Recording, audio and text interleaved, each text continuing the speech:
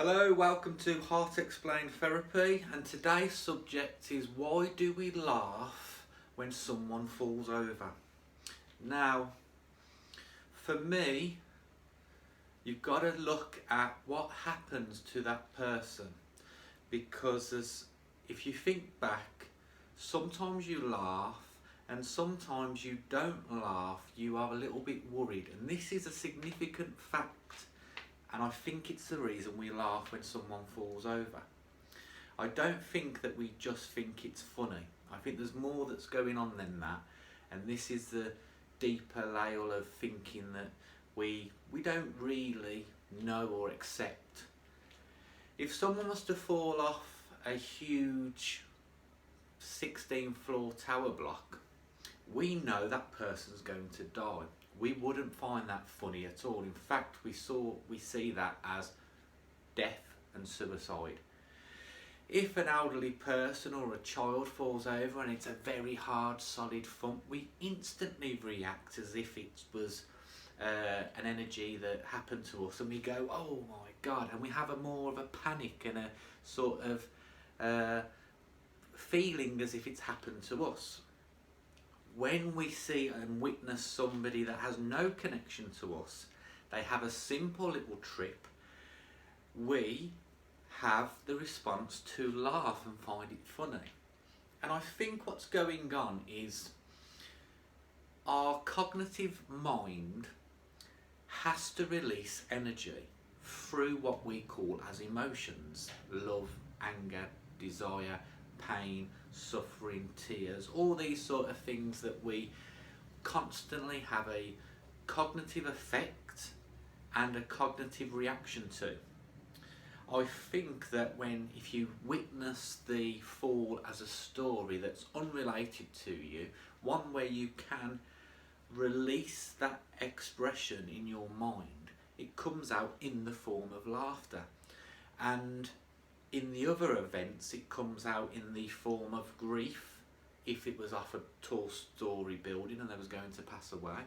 And it comes out in the form of panic, if it's your child or your loved one, your mum or dad, and they've tripped over and they've really hurt themselves. And then we have that sort of after effect when it's okay to laugh because they're all right. So I think this is what's going on when we laugh at someone on a cognitive level. Now, on a more abstract level of being human, there's also another strange dynamic, and this happens a lot.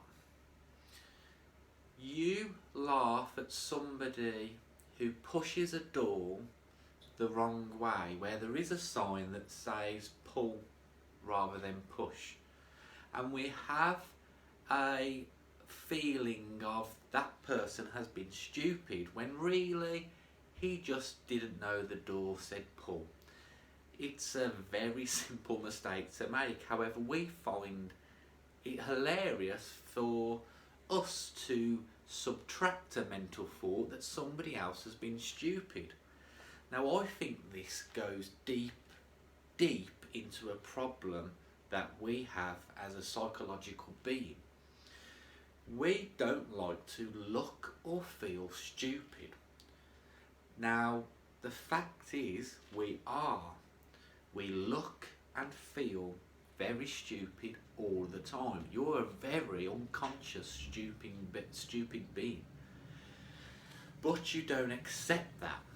You have this little egoic state that comes along and says, I know everything, I'm really clever, I function perfectly, I hold my own in conversations, I always know what someone's going on about, and I always know that I'm right. And this is technically flawed, because the egoic state of mind has built this framework up for you to feel comfortable, to never trip over, to never get laughed at, to always check which way you push and pull doors. There's another thing as well, when another feature where somebody says something that you might not know. A word, a fact, a piece of knowledge. And a egoic state of mind will just, oh yes, I know that, and I'm going to tell you how I know that by some other information that the person who knows the knowledge knows that you don't technically know, or you haven't even listened to the statement. And this happens all the time in general conversation. We don't listen properly and we don't communicate properly, and we just believe our beliefs are always true. This causes so many problems, great, much more bigger than we ever understand.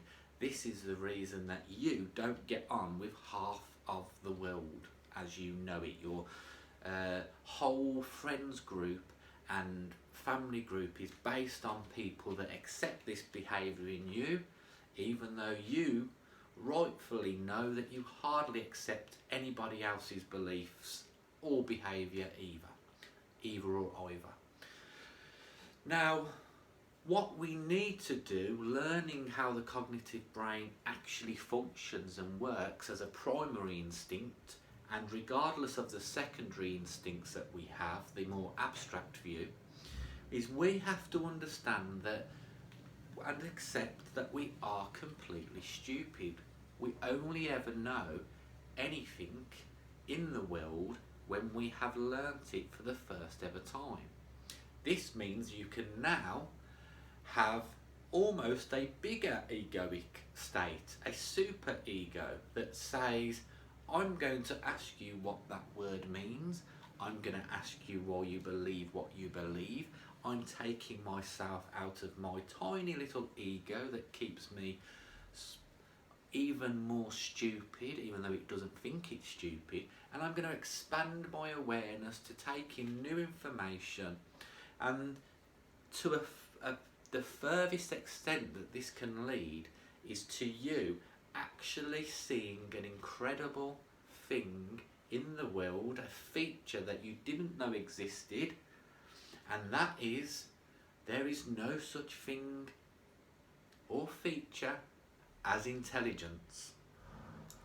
There is no feature, there is no such substance or concept known as intelligence. You see, intelligence, knowledge, is only the gift of memorizing information. True intelligence is really just knowing that.